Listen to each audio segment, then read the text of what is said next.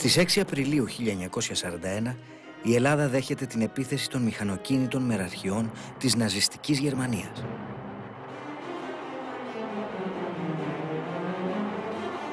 Το μεγαλύτερο μέρος του ελληνικού στρατού εξακολουθεί να μάχεται στη Βόρειο Ήπειρο εναντίον της Ιταλίας.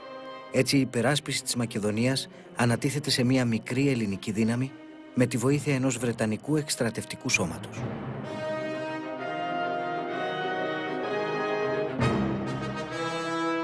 Με την επίθεσή τους εναντίον της Ελλάδος, οι Ιταλοί κατάφεραν αυτό που απέφχονταν οι σύμμαχοί τους Γερμανοί.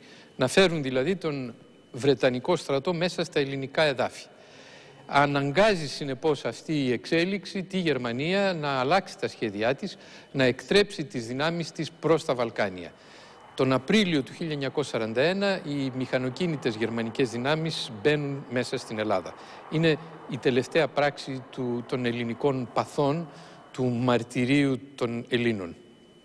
Η ανάγκη του Χίτλερ να απεμπλέξει την Ιταλία από την δυσχερή θέση στην οποία είχε περιέλθει, αλλά και ο φόβος του για το ενδεχόμενο χρησιμοποίησης της Ελλάδας ως ορμητηρίου βρετανικών αεροπλάνων, τα οποία πολύ εύκολα θα μπορούσαν να πλήξουν τις ρουμανικές πετρελαϊκές εγκαταστάσεις στο Πλοέστη, τον όθησε ώστε να αποφασίσει την εκκίνηση των αναγκαίων προεργασιών ώστε να γίνει εισβολή στην Ελλάδα, η επιχείρηση Μαρίτα, ενώ τον Δεκέμβριο του 1940 επίσης αποφάσισε και την έναρξη προεργασιών για την επιχείρηση Μπαρμπαρόσα, εναντίον δηλαδή της Σοβιετικής Ένωσης.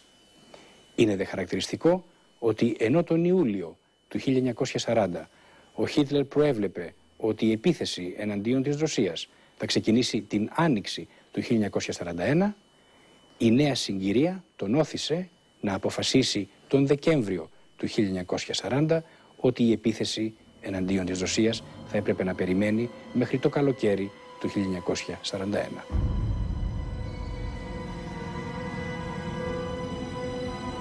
Στα βουνά της Μακεδονίας και της Θράκης γράφεται το έπος των οχυρών της γραμμής Μεταξά. Τα περισσότερα οχυρά αντέχουν στη γερμανική επίθεση, προκαλώντας μεγάλες απώλειες στον εχθρό.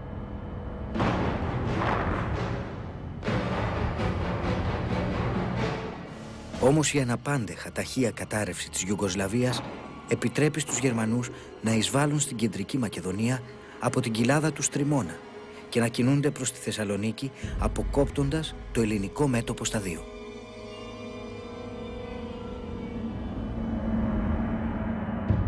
Ο επίλογος της κατάληψης της Ελλάδας από τους Γερμανούς γράφεται στην Κρήτη. Το Μάιο του 1941 οι Γερμανοί εισβάλλουν στο ηρωικό νησί, που αμήνεται στεναρά, αλλά τελικά υποκύπτει, αναγκάζοντας όμως τους εισβολείς να θυσιάσουν μεγάλο μέρος των πλέον επιλέκτων τμήματων τους, τους αλεξιπτωτιστές. Δεν συνθηκολόγησε η Κρήτη, όπως εγώ νομίζω δεν συνθηκολόγησε όλη η Ελλάδα. Δεν συνθηκολόγησε, δεν παραδέχτηκε, δεν αδέχτηκε ότι ιτήθηκε. Είναι μεγάλη υπόθεση αυτή, μεγάλος, βαρύς λόγος αυτός. Δηλαδή, ητάσαι όταν δέχεσαι την ήττα σου. Όσο καιρό δεν δέχεσαι πως ιτήθηκες, δεν έχεις ιτήθει.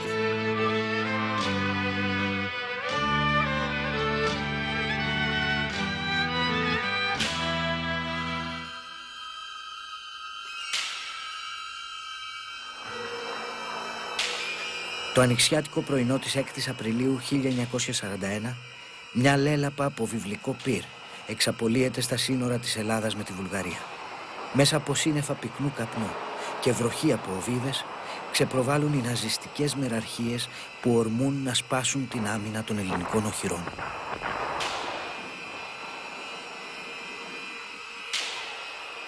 Ο οριμαγδός της μάχης απλωνόταν και σκορπούσε τον δρόμο σε ολόκληρο το σεραϊκό κάμπο.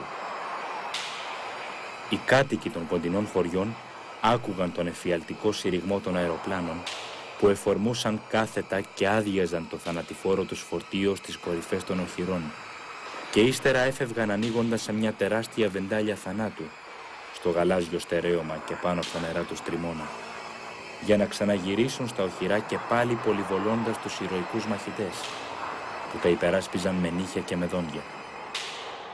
Τα άρματα της μάχης εφορμούσαν οργώνοντας τις ανθισμένες πλαγιές και τα αδιάβατα μονοπάτια για να ανατραπούν ή να αχρηστευθούν την επόμενη κιόλα στιγμή.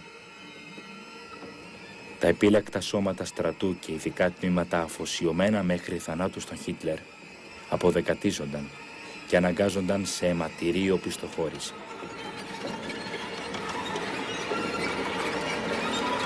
Ο Γερμανός πρεσβευτής στην Αθήνα Έρμπαχτ ξυπνούσε τον Πρωθυπουργό Αλέξανδρο Κοριζή για να του διαβιβάσει την ανακοίνωση τελεσίγραφου, με την οποία η κυβέρνηση του Χίτλερ εξηγούσε τους λόγους της εισβολής.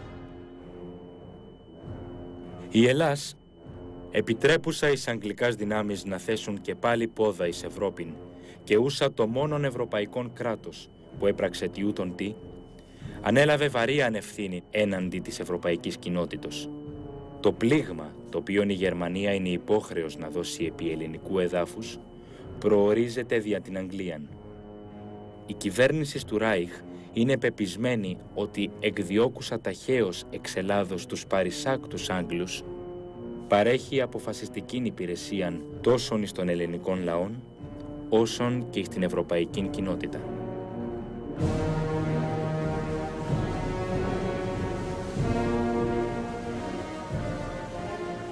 Τον Απρίλιο του 1941, η μόνη χώρα στην Ευρώπη πέραν της Μεγάλης Βρετανίας που αντιστέκεται στις δυνάμεις του άξονα είναι η Ελλάδα.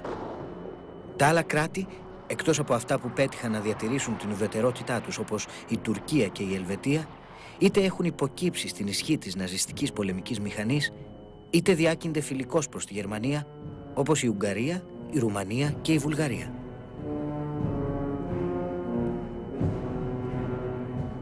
Τώρα ένα βρετανικό εκστρατευτικό σώμα βρισκόταν και πάλι στην άλλη άκρη της Ευρώπης, στην Ελλάδα, και οι Γερμανοί ένιωθαν να απειλούνται τα σχέδιά τους για την επικείμενη επίθεση στη Σοβιετική Ένωση. Στους πρώτους μήνες του Ελληνοϊταλικού πολέμου, η κυβέρνηση του Μεταξά είναι πολύ προσεκτική σχετικά με τη βρετανική παρουσία στην Ελλάδα. Η βρετανική βοήθεια είχε περιοριστεί στην αεροπορική συνδρομή, την ναυτική συνεργασία και τις οικονομικές πιστώσεις. Στις 13 Ιανουαρίου του 1941 φτάνει στην Ελλάδα ο Άγγλος στρατηγός Βέιβελ. Ο αρχιστράτηγος Παπάγος ζητεί την αποστολή τουλάχιστον 9 βρετανικών μεραρχιών με ισχυρή αεροπορική κάλυψη. Ο Βέιβελ ανταπαντά ότι μπορεί να διαθέσει 2 μόνο μεραρχίες. Ο Μεταξάς του λέει ότι το μόνο που μπορεί να επιτύχει με τις 2 αγγλικές μεραρχίες είναι να επισπεύσει τη γερμανική επίθεση. Διαφωνία υπήρχε και στα στρατηγικά σχέδια. Οι Βρετανοί επέμεναν η τοποθεσία άμυνας να ξεκινά από τη θάλασσα της Πιερίας και μέσω του Βερμίου να καταλήγει στο Καϊμακτσαλάν, μια πράγματι οχυρή θέση. Οι Έλληνες δεν συμφωνούν, αφού έτσι θα έπρεπε να εγκαταλειφθεί σχεδόν ολόκληρη η Βόρεια Ελλάδα στα χέρια των Γερμανών και των Βουλγάρων που καραδοκούσαν.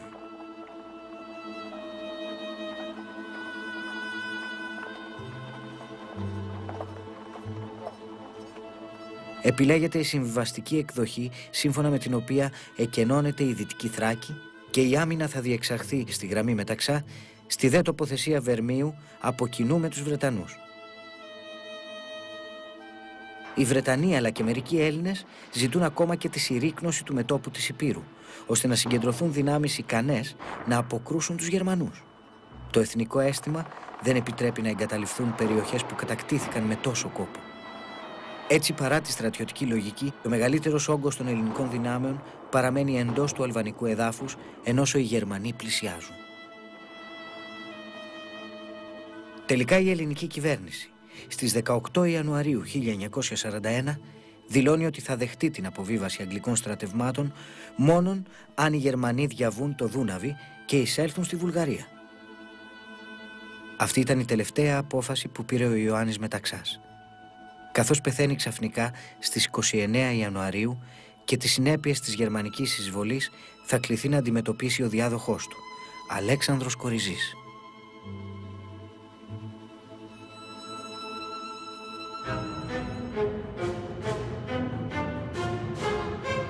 Το Νοέμβριο του 1940, μόλις η Ρουμανία προσχωρεί στον άξονα, αρχίζουν να συγκεντρώνονται στο έδαφος της γερμανικές δυνάμεις. Την 1η Μαρτίου 1941, αφού προσχωρεί στον άξονα και η Βουλγαρία, οι Γερμανοί προωθούνται ταχαίως στα ελληνοβουλγαρικά σύνορα. Στις 25 Μαρτίου 1941 και η Ιουγκοσλαβική κυβέρνηση υπέγραφε την προσχώρηση της χώρας στο σύμφωνο του άξονα. Το αντάλλαγμα ήταν η προσάρτηση της Θεσσαλονίκης στη Ιουγκοσλαβία. Όμως στις 27 Μαρτίου ξεσπά κίνημα που ανατρέπει τη φιλογερμανική κυβέρνηση και η Ιουγκοσλαβία περνά στον πλευρό των συμμάχων. Οι Γερμανοί αντιδρούν αστραπιαία. Ετοιμάζουν εισβολή τόσο στη Ιουγκοσλαβία όσο και στην Ελλάδα. Είναι φοβερό δηλαδή να πολεμάει ο ελληνικός στρατός στα αλβανικά σύνορα και να είναι υποχρεωμένος να αντιμετωπίσει και αυτή την τεράστια στρατιά από την πέραν άκρη της Γερμανίας που ήρθε 360.000 στρατός. 19 μηχανοκίνητες μεραρχίες, από τις οποίες οι 5 ήταν αρμάτων μάχης με 900 άρματα μάχης και με 800 αεροπλάνα και από τα οποία 250 καθέτου εφορμήσεως. Και πάλι ο ελληνικός λαός πολέμησε παλικαρίσια.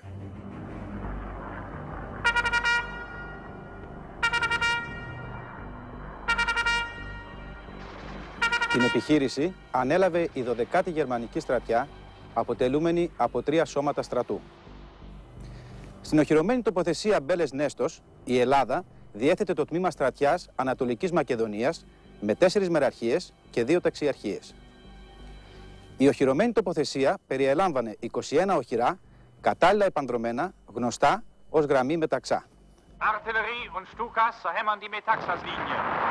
Στις 5 και 4 το πρωί της 6ης Απριλίου εκδηλώθηκε η γερμανική επίθεση με ισχυρή υποστήριξη πυροβολικού και αεροπορίας.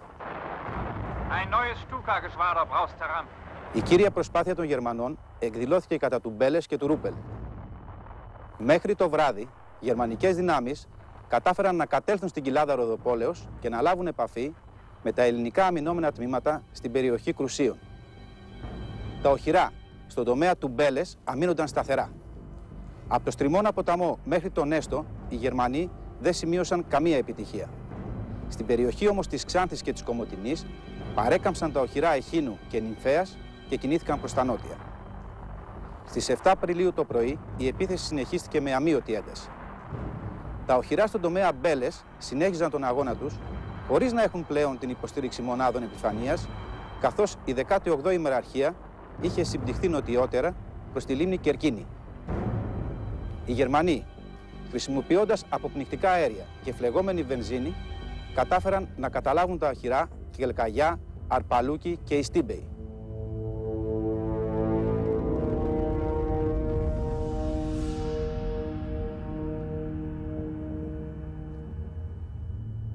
Θα αναφέρω ένα μονάχα γεγονός για τη στάση των Γερμανών. Σε ένα προμαχώνα ήταν μια ομάδα που υπερασπιζόταν τον προμαχώνα, κοντά στα Πορόια. Όταν σώθηκαν και οι 33.000 σφαίρες και οι χειροβοβίδες, δεν είχαν πια άλλο να αντιταχθούν. Το κατάλαβε ο Γερμανός ταγματάρχης που ήταν απέναντι και καθώς είδε να μην πυροβολούν από την πλευρά των Ελλήνων, σιγά σιγά προχώρησε και έφτασε μπροστά στο προμαχώνα. Και βλέπει να σηκώνονται 3 άντρες μονάχα. Λέει, πού είναι τα στρατεύματα που με πολεμούσανε? Λέει, εμείς είμαστε. Ποιος είναι, πού είναι η επικεφαλής αξιωματική? Πετάχτηκε ο Λοχίας Δημήτρης Ίτσιος και λέει, εγώ είμαι ο επικεφαλής. Συγχαρητήρια, εκτελέστε τον. Και τον εκτέλεσα. Στις 8 Απριλίου, η κύρια προσπάθεια των Γερμανών για τη διάσπαση της αμυντικής τοποθεσίας επικεντρώθηκε στο οχυρό Ρούπελ. Η ηρωική όμως αντίσταση των υπερασπιστών των οχυρών διατηρούσε απαραβίαστη τη γραμμή μεταξά. Μετά όμως από την κατάρρευση της Ιουγκοσλαβικής αντίστασης, η δεύτερη γερμανική τεθωρακισμένη μεραρχία πέρασε τη μεθόριο στη Δοϊράνη και προέλασε ταχύτατα προς το Κιλκής. Στις 9 Απριλίου, το ελληνικό γενικό στρατηγείο διέταξε το τμήμα στρατιάς Ανατολικής Μακεδονίας να συνθηκολογήσει. Στις 8 το πρωί, οι γερμανικές δυνάμεις κατέλαβαν τη Θεσσαλονίκη.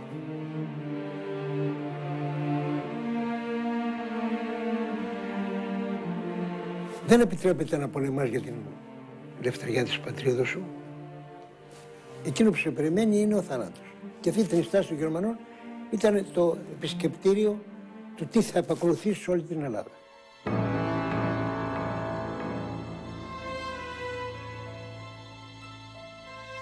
Μετά την κατάληψη της Ανατολικής Μακεδονίας και της Θράκης, το σύνολο της 12ης Γερμανικής στρατιάς στράφηκε εναντίον της Δυτικής Μακεδονίας. Στόχος της ήταν η διάσπαση της τοποθεσίας του Βερμίου και η προέλασή της προς νότο για την κατάληψη της υπόλοιπης Ελλάδας. Στις 9 Απριλίου, το 18ο Γερμανικό Σώμα Στρατού πέρασε τον Αξιόποταμό και άρχισε να προελάβει προς την Έδεσα, με σκοπό την επίθεση εναντίον της αμυντικής τοποθεσίας του Βερμίου. Ταυτόχρονα, το 40ο Γερμανικό Τεθωρακισμένο Σώμα Στρατού εισήλθε στον ελληνικό χώρο και στις 10 Απριλίου κατέλαβε τη Φλόρινα. Την ίδια ημέρα κατέλαβε την Αχρίδα και αποκατέστησε επαφή με τους Ιταλούς στο βορειοϊπειρωτικό μέτωπο. Στην τοποθεσία Καϊμακτσαλάν Βέρμιο αμυνόταν το ελληνοβρετανικό συγκρότημα W. Το συγκρότημα αποτελούταν από το τμήμα στρατιάς Κεντρικής Μακεδονίας και από το Βρετανικό Εκστρατευτικό Σώμα. Το 18ο Γερμανικό Σώμα Στρατού κατέλαβε στις 11 Απριλίου τη Βέρεια και στράφηκε νότια με σκοπό την κατάληψη των διαβάσεων του Ολύμπου και την εισβολή στη Θεσσαλική Πεδιάδα. Στην τοποθεσία του Ολύμπου, το ελληνοβρετανικό συγκρότημα αμήνθηκε στεναρά στις 13 και 14 Απριλίου. Οι Γερμανοί συνέχισαν την προέλασή τους προς τα νότια, διαμέσου των Γρεβενών και στις 16 Απριλίου κατέλαβαν την Καλαμπάκα. Το Βρετανικό Σώμα συμπτύχθηκε σταδιακά κατά τον άξονα Λάρισα, Λαμία, Αθήνα.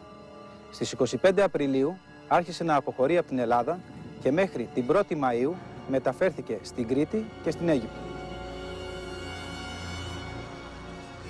Το τμήμα στρατιάς Δυτικής Μακεδονίας άρχισε τη σύμπτυξή του στις 12 Απριλίου προς την κοιλάδα Δεβόλη και Αλιάκμονα.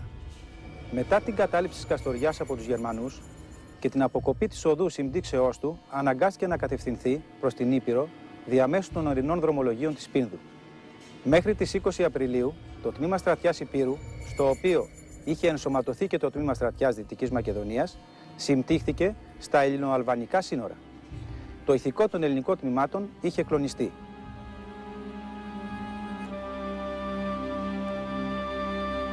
Στις 2 Μαΐου, όλες οι ελληνικές στρατιωτικές μονάδες διαλύθηκαν, αφού παρέδωσαν πρώτα τον οπλισμό τους.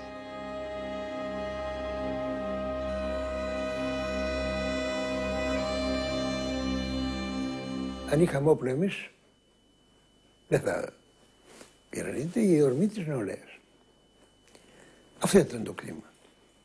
Οι φαντάροι που ερχόντουσαν καταπονημένοι, αξίριστοι, λιοκαμένοι, υδρωμένοι, νηστικοί και μπαίνανε μέσα, τους πηγαίναμε, τους βλέπαμε στην είσοδο των μερών από τον Πάρνηθα που ερχόντουσαν και μας λέγανε τα μέτωπα που βρισκόταν καθένας, έδινε μια πληροφορία. Τώρα είναι στον Όλυμπο, τώρα είναι στην Λάρισα, τώρα είναι στη Λαμία, τώρα είναι στις Θερμοπύλες. Τελικά κάποια στιγμή φάνηκαν.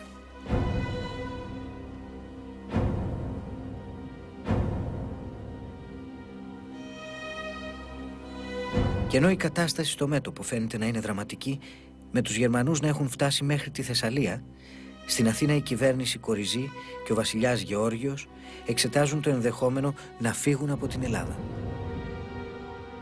Η κατάρρευση με βρήκε στο γερμανικό μέτωπο. Ξεκινήσαμε την επιστροφή, μια μακρά πορεία με τα πόδια. Μετά τη συνθηκολόγηση του ελληνικού στρατού και την παράδοση του ελληνικού στρατού. Εμείς ουσιαστικά δεν είμαστε πλέον πολεμιστές, είχαμε παραδοθεί, αλλά δεν είχαμε και σε ποιο να παραδοθούμε. Δεν υπήρχαν οι εχθροί για να παραδώσουμε τα όπλα μας. Και έτσι υποχωρήσαμε, κρατώντας τον οπλισμό μας μέχρι τέλους. Ήταν μια μακρά πορεία, διασχίσαμε όλη την Ελλάδα με τα πόδια. Από την Καστοριά φύγαμε, περάσαμε όλη την οροσειρά της Πίνδου, τα Βαρδούσια, φτάσαμε στην Ερατινή και από εκεί περάσαμε με μικρό καϊκάκι στο Αίγυο, όπου επρόκειτο να πάρουμε το τρένο και πράγματι μπήκαμε στο τρένο. Εγώ όμως είχα την ατυχία Θα πω σε ένα τρένο που δεν έφτασε ποτέ. Το προηγούμενο έφτασε. Το δικό μου ήταν το πρώτο επόμενο που το κατέλαβε και το σταμάτησε ο βομβαρδισμός, ο τρομερός γερμανικός βομβαρδισμός στο σταθμό της Κορίνθου. Ο ελληνικός στρατός είχε παραδοθεί. Οι Εγγλέζοι όμως εμάχοντο και μάχοντο υποχωρώντας. Έτσι οι Γερμανοί χτυπούσαν κατά διαστήματα στόχους στρατιωτικούς. Δεν νομίζω ότι έκαναν επίτηδες να βομβαρδίσουν αμάχους. Πάντως συνέβη να βρεθούμε στο σταθμό της Κορίνθου 3 αμαξοστοιχίες. Ήταν τόσο γεμάτες όσο μόνο στο στρατό μπορείς να δεις αυτό, σαν τσαμπιά που στα φύλλα κρεμόντουσα, πλάι πάνω στα πάνω. Και όλοι ήσυχοι βεβαίως, είχαμε συνθηκολογήσει, βομβαρδισμό δεν περιμέναμε. Όταν ξαφνικά απογευματινή ώρα, εκεί που ήμουν μέσα στο δικό μου, σε βαγόνι που βρέθηκα, ακούμε ξαφνικά να ουρλιάζουν τα στούκας. Ήταν τρομερός ο ήχος του στούκας, το οποίο έπεφτε κάθετα και εξαπέλυε την τελευταία στιγμή τη βόμβα του με απόλυτη ακρίβεια. Κράτησε καμιά 20 λεπτά αυτή η ιστορία. Στην αρχή σκέφτηκα να σηκωθώ και να βγω έξω. Ευτυχώς δεν βγήκα, διότι όσοι βγήκανε τους θέρισαν τα πολυβόλα. Ήμουνα τυχερός, διότι μια βόμβα έπεσε Volltreffer που λένε οι Γερμανοί, κατευθείαν κατά πάνω στο μπροστινό βαγόνι. Μια βόμβα στο οπίστιο, μια βόμβα στο δεξί και μια στο αριστερό. Στο δικό μου δεν έπεσε βόμβα. Και έτσι όταν βγήκα, ματωμένος όμως και άθλιος προς τα έξω, αντίκρισα ένα τρομερό θέαμα. Είχε πάρει φωτιά τα βαγόνια, τα πράγματα που βρεθήκανε, οι άνθρωποι που χουλιάζανε, κομματιασμένοι, κεφάλια, πτώματα από εδώ, χέρια, πόδια και φωτιά η οποία έκαιγε ζωντανούς, τους τραυματίες. Βγήκαν κάτι γριούλες από κάτι σπιτάκια δίπλα να με βοηθήσουν και προσπαθούσαμε να σύρουμε τους τραυματίες λίγο πιο μακριά από τη φωτιά που να ζεσταίνονται με να μην καίγονται. Και μείναμε εκεί, είσαμε το ηλιοβασίλεμα, οπότε μη έχοντας πλέον τι άλλο να κάνω και τι να προσφέρομαι, τράβηξα προς την Κόρινθο, γυρνώντας πίσω προς την Αθήνα, με προορισμό βεβαίως για μένα την Κρήτη. Όλες οι μονάδες της μεραρχίας έχουν διαλυθεί. Οι αξιωματικοί αδυνατούν να συγκρατήσουν τους φεύγοντας άντρας. Η μεραρχία αποτελείται πια από εμένα, το επιτελείο και τους διοικητάς των συνταγμάτων. Ο διοικητής της στρατιάς Υπήρου, Ιωάννης Πιτσίκας, απευθύνει έκκληση προς τον Πρωθυπουργό και το Γενικό Στρατηγείο. Τα τμήματα εγκαταλείπους οι θέσεις. Εμεραρχίε διαρρέουν. Προς Θεού, σώσατε στρατών από τους Ιταλούς. Σε αυτές τις κρίσιμες στιγμές, ο Πρωθυπουργός Αλέξανδρος Κοριζής αυτοκτονεί.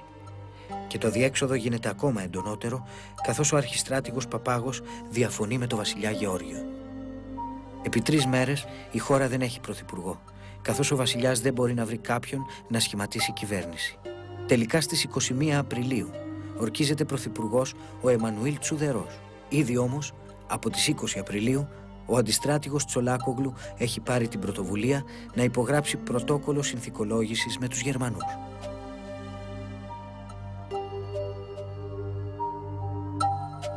Στις 27 Απριλίου 1941 τα πρώτα ναζιστικά στρατιωτικά τμήματα μπαίνουν στην Αθήνα, ενώ στα μέτωπα της Υπήρου και της Μακεδονίας οι στρατιώτες παραδίδουν τα όπλα, τα οποία ετοίμησαν επί 7 μήνες, αγωνιζόμενοι σε ένα άνισο αλλά ένδοξο αγώνα.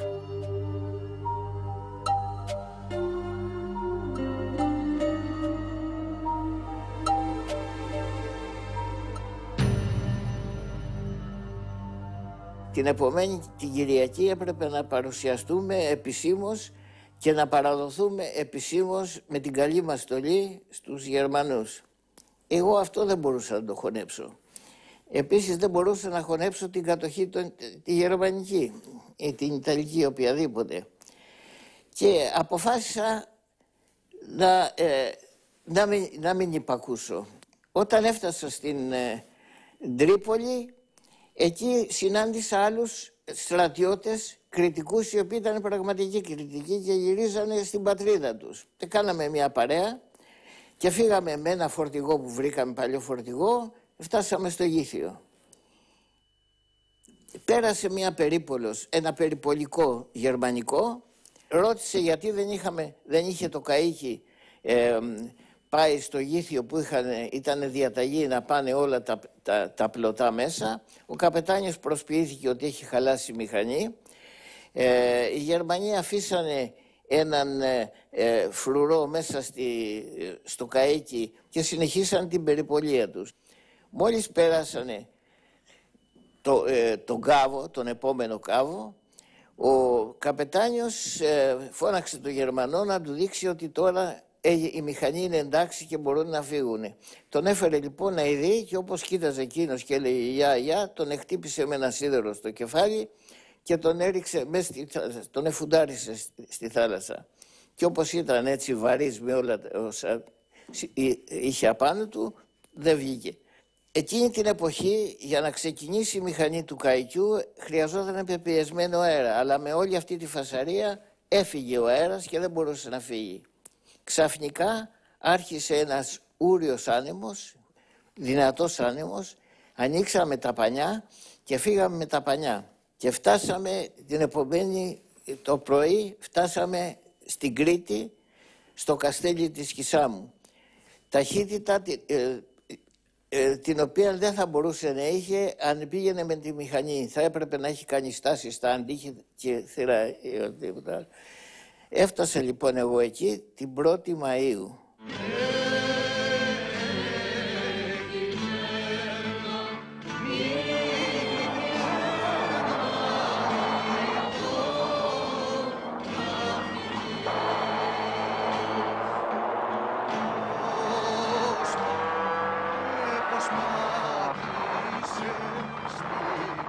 Το γερμανικό σχέδιο επιχειρήσεων για την κατάληψη της Κρήτης με την κωδική ονομασία Ερμής προέβλεπε τη χρησιμοποίηση αλεξιπτωτιστών για την κατάληψη των λιμανιών και των αεροδρομίων της Κρήτης με κύρια προσπάθεια στο Μάλεμε.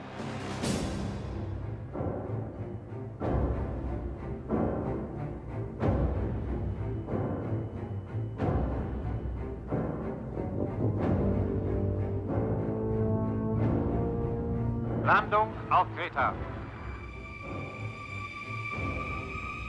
Διοικητής των ελληνοβρετανικών δυνάμεων της Κρήτης ήταν ο υποστράτηγος Φρέιμπεργκ. Εκείνες τις ώρες ήταν συγκινητική η θέληση του κρητικού λαού να αγωνιστεί ενάντια στον εισβολέα. Όμως ο Βρετανός στρατηγός Φράιμπεργκ δεν επέτρεψε να δοθούν όπλα σε πολίτες κρητικούς, επειδή φοβόταν ότι ως αντιβασιλικοί που ήταν, υπήρχε περίπτωση μετά τον πόλεμο να τα χρησιμοποιήσουν εναντίον των βασιλικών. Η κριτική ήταν φυσικό, ήταν και επόμενο να προστατέψουν την πατρίδα τους στην Κρήτη από εισβολή, εχθρική εισβολή.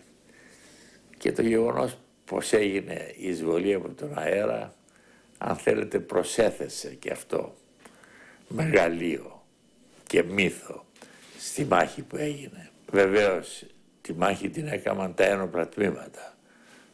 Ήταν οι σύμμαχοι, κυρίως Άγγλοι, αλλά και Νεοζηλανδοί και Αυστραλοί και αρκετές μονάδες ελληνικού στρατού. Πολέμησε όμως και ο απλός πληθυσμός με ό,τι όπλα είχε. Η Κρήτη για πρώτη φορά στην ιστορία της είχε αφοπλιστεί την εποχή του Μεταξά. Τότε ο Μεταξάς ζήτησε να του παραδώσουν τα όπλα, επικαλούμενος και το φιλότιμο του κριτικού να τα χρειαστούμε για την άμυνα της πατρίδας, και τα όπλα είχαν παραδοθεί. Έτσι οι Κρητικοί πράγματι βρεθήκαμε με πολύ λίγα όπλα. Πράγμα όχι σύνηθες. Από εκεί και πέρα δεν ξανασυνέβη αυτό. Η Κρήτη είναι ένα οπλοστάσιο τεράστιο και γι' αυτό μάλιστα είναι και το περίφημο τραγούδι που θα το έχετε ίσως ακούσει, Χίτλερ να μην το πενευτείς πως πάτησε στην Κρήτη, ξαρμάτωτη την έβρικες και λείπαν τα παιδιά της. Η μεραρχία της Κρήτης δεν ήταν εκεί. Η μεραρχία της Κρήτης ήταν Τρεπεσίνα πάνω. Δεν μπορούσε να γυρίσει εγκαίρος, δεν ξέρω και αν μπορούσε, δεν γύρισε μας περιπτώσει.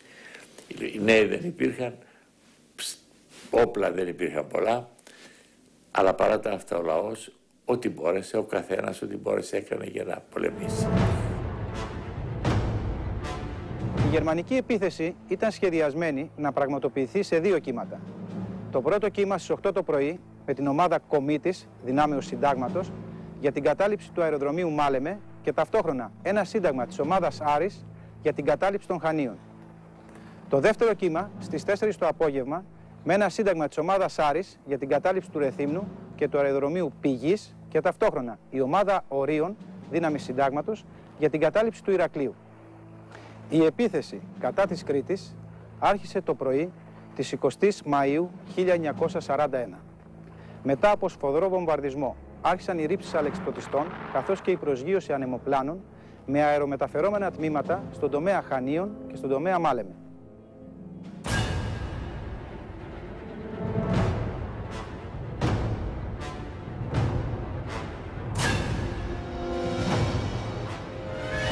Και ξύπνησα ξαφνικά πρωί-πρωί, χαράματα, με το θόρυβο αεροπλάνων που ερχότανε προς εμάς και τις σιρήνες και αντιαεροπορικά να χτυπάνε.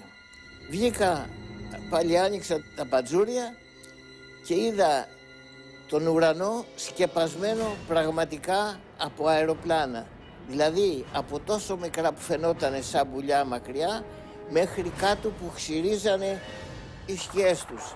Στο μεταξύ γινότανε πολυβολισμοί συνέχεια, βομβαρδισμοί, κοιτάω δεξιά-αριστερά τα σπίτια να ανατινάσσονται το ένα γύρω από το άλλο. Και βεβαίως συνεχίζανε και τα παζουρλισμός πραγματικά. Εκεί είδα ότι ο βομβαρδισμός του Άργους δεν ήταν τίποτα μπροστά στην επίθεση αυτή. Εκατοντάδες αεροπλάνα κατά κύματα. Το κύριο χαρακτηριστικό είναι η αντίσταση του κριτικού λαού. Σχηματίστηκαν 600 ομάδες κριτικών, αυτόβουλα, χωρίς εντολή κανενός, που πήγανε και να πολεμήσουν τον κατακτητή και στην πρώτη γραμμή του μετώπιση και στο μετώπιση. Μια τέτοια ομάδα, στο Σέλγινο, ύστερα από συνέλευση που έγινε στην Κάντανο, πήρε απόφαση να πολεμήσει τους Γερμανούς. Δεν ήταν στη γραμμή του μετώπου. Σχηματίστηκε λοιπόν ένα σώμα από 250 άντρες, με ελάχιστα όπλα, γκράδες που βρήκανε οτιδήποτε, και διατάχθηκαν σε μια γραμμή αντιμετώπισης. Όταν κατελήφθη το Μάλεμε από τους Γερμανούς αλεξιπτωτιστές, αποδίδασαν ένα σώμα ορεινών καταδρομών, το 5ο ορεινό σώμα καταδρομών, και του έδωσαν εντολή ένα τμήμα του να προχωρήσει μέσα από την Κάντανο και να πάει στην Παλιοχώρα να κλείσει το δρόμο διαφυγής των Αγγλικών στρατευμάτων. Και πήγαινε μπροστά ένα πρωτοπόρο τμήμα και στα Μεσάβια έρχεται σε σύγκρουση την πρώτη μαζί. Οι δικοί μας εξοντώνουν όλο το γερμανικό σώμα που πήγαινε μπροστά και οπλίζονται με τα πρώτα πραγματικά όπλα. Την επομένη στέλνουν ένα μεγαλύτερο σώμα και γίνεται η μάχη στα Φλόρια, όπου το εξοντώνουν όλο το γερμανικό τμήμα και παίρνουν και ένα πολυβόλο στα χέρια τους. Έχουν πια ένα οπλισμό φοβερό. Την τρίτη μέρα γίνεται η μεγάλη μάχη στο φαράγγι της Καντάνου. Κράτησε όλη μέρα και στο τέλος σωθήκαν οι οικισφαίρες και οι δικοί μας πήραν τα βουνά. Οι Γερμανοί προχωρήσανε, όποιοι συναντάγανε στον δρόμο τον εκτελούσανε, αλλά αυτή η υπόθεση έχει τελειώσει γύρω στις 27 Μαΐου. Στις 2 Ιουνίου, προσέξτε, υπάρχει μια τεράστια διαφορά για εκείνο το χρονικό διάστημα. 2 Ιουνίου οι Γερμανοί εγκαθιστούν 3 πινακίδες στο έρημο, στην έρημη Κάντανο, δεν υπάρχει κανένας, 3 πινακίδες και αρχίζουν και τεινάζουν στον αέρα όλα τα σπίτια της Κάντανο. Οι πινακίδες γράφανε το εξής χαρακτηριστικό. Εδώ ήταν η Κάντανος. Εκθεμελιούται στα γερμανικά και στα ελληνικά. Διότι άντρες, γυναίκες, παιδεία και παπάδες εδολοφόνησαν εκ των όπισθεν Γερμανούς στρατιωτικούς. Επακολούθησε σκληρός αγώνας, κατά τη διάρκεια του οποίου οι γερμανικές δυνάμεις κατόρθωσαν να εγκατασταθούν στα ανατολικά του Ταυρονίτη ποταμού και να θέσουν υπό τα πυρά τους το αεροδρόμιο Μάλεμε και το ύψωμα 107. Οι Βρετανικές δυνάμεις εγκατέλειψαν τη νύχτα 20 προς 21 Μαΐου το ύψωμα 107 και συντήθηκαν νότια-ανατολικά.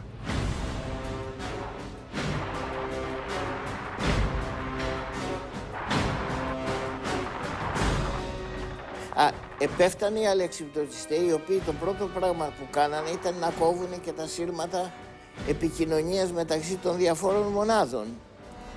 Λοιπόν, υπήρχε ένα σύνταγμα, το 8ο σύνταγμα πεζικού το ελληνικό, το οποίο ήταν στον Αλικιανό και το οποίο αμυνόταν 2-3 μέρες ήδη εκεί. Έπρεπε να υποχωρήσουν, να τους ειδοποιήσω ότι εδόθηκε διαταγή υποχωρήσεως. Πράγματι έπρεπε να περάσουμε, ήταν ένας Άγγλος λοχαγός, ένας στρατιώτης του και εγώ. Είμαστε 3. Έπρεπε να περάσουμε από τις γραμμές των αλεξιπτωτιστών που ήταν σε όλα τα σημεία βεβαίως. Κάτι το οποίο είναι ενδιαφέρον ήθελα να πω είναι το εξής, ότι σε κάποια στιγμή είδα έναν Αυστραλό, ο οποίος μάλιστα δεν φορούσε ούτε πουκάμισο και είχε κρεμασμένο στο λαιμό του αυτιά. Και τον ερώτησα τι είναι, λέει, κάθε Γερμανό που σκοτώνω κρεμάω και από ένα αυτί. Μακάβριο βέβαια.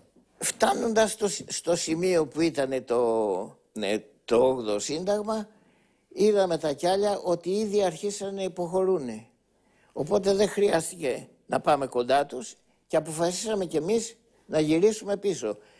Πίσω προς τα Χανιά, αλλά γυρίζοντας προς τα Χανιά είδαμε όλη αυτή τη κίνηση που έφευγε προς τον νότο. Όλος ο στρατός που προχωρούσε.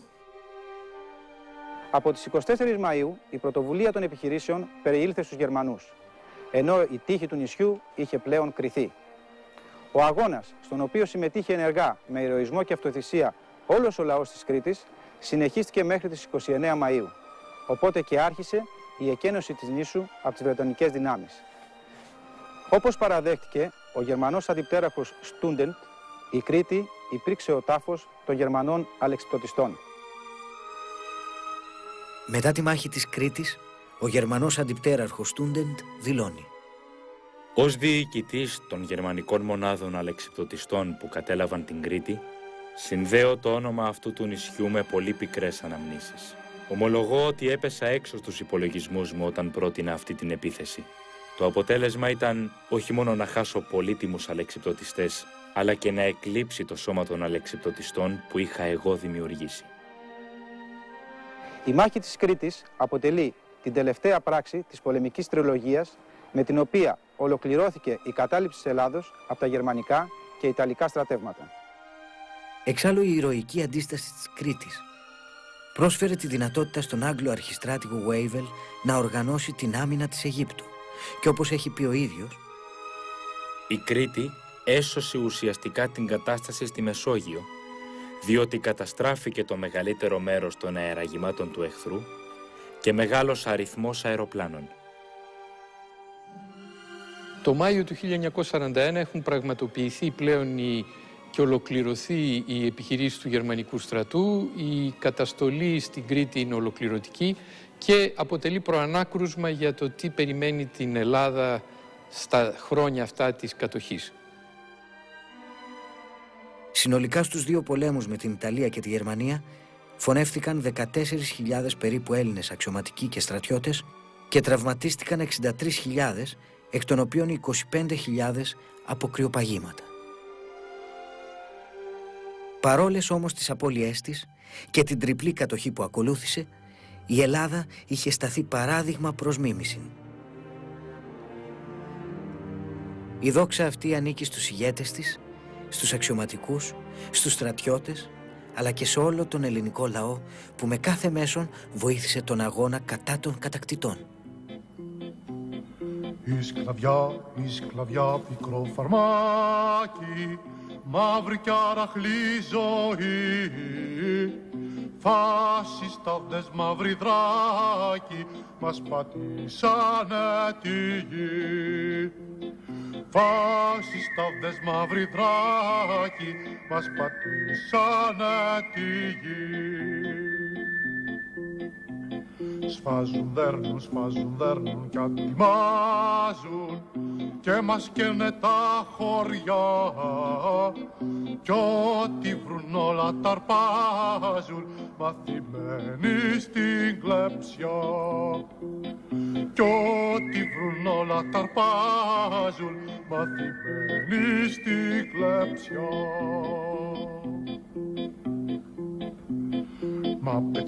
Μα πετιούνται λεοντάρια από μέσα απ' τη σκλαβιά,